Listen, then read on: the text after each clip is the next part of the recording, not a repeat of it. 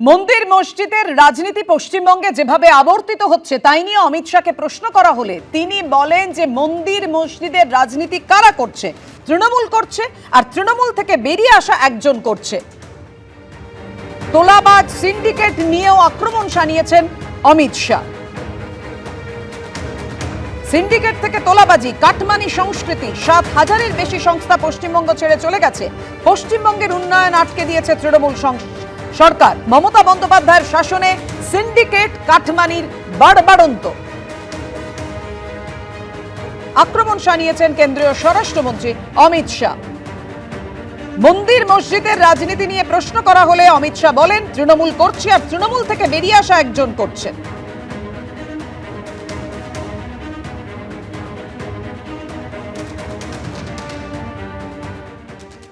मंदिर और मस्जिद दोनों की राजनीति कौन कर रहा है? एक तृणमूल से निकले हुए एमएलए कर रहे हैं और एक तृणमूल कांग्रेस कर रही है। चुनाव के वक्त ये सब करने की परंपरा कितनी उचित है वो बंगाल की जनता को तय करना पड़ेगा, मगर मुद्दा यहाँ तक सीमित नहीं हुआ है।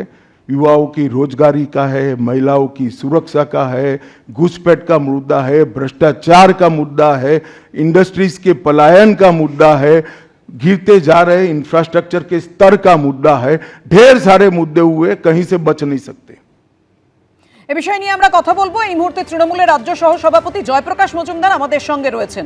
জয়প্রকাশ দা, অমিত শাহ বলছেন যে মন্দির মসজিদের রাজনীতি কারা করছে? তৃণমূল করছে, আর তৃণমূল থেকে বেরিয়ে আসা একজন এই রাজনীতি করছে, এবং ভোটের সময় তারা ইচ্ছে করে এই রাজনীতি করছে অন্য সমস্ত ইস্যু থেকে নজর ঘোরানোর জন্য।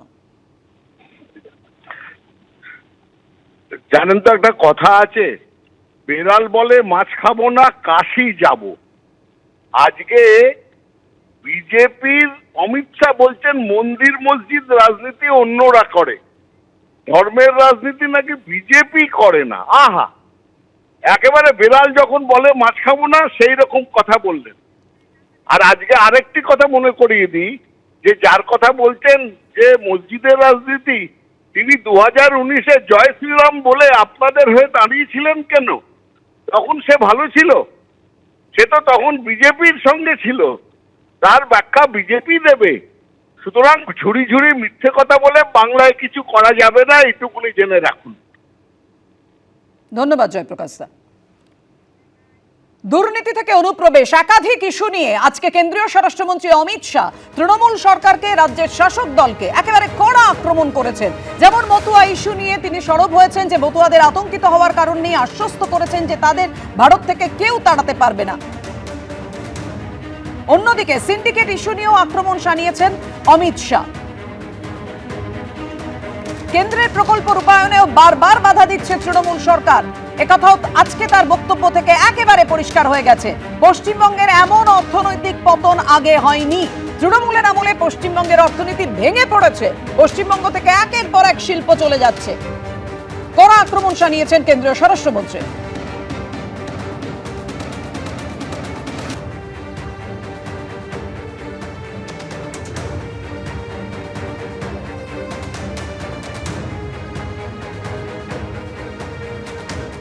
बंगाल एक जमाने में सब बात में सबसे पहले था। सबसे पहला मोटर कारखाना पश्चिम बंगाल में लगा, सबसे पहला पावर प्लांट 1887 में बंगाल में लगा, सबसे पहली कोयलरी बंगाल में आई, सबसे पहला स्टील प्लांट बंगाल में लगा, देश की सबसे पहली हाई राइज बिल्डिंग बंगाल में बनी, देश की सबसे पहली जूट मिल बंगाल में बनी, देश की पहली मेट्रो ट्रेन बंगाल में आई, एक ही शहर में 2 पोर्ट एक ही जगह है, बंगाल में है, और देश की सबसे पहली आधुनिक यूनिवर्सिटी कलकत्ता यूनिवर्सिटी भी बंगाल में बनी, और विश्व प्रसिद्ध विश्व भारती यूनिवर्सिटी भी, जिसने भारतीय शिक्षा के कंसेप्ट को जमीन पर उतारा, वो भी बंगाल में बनी।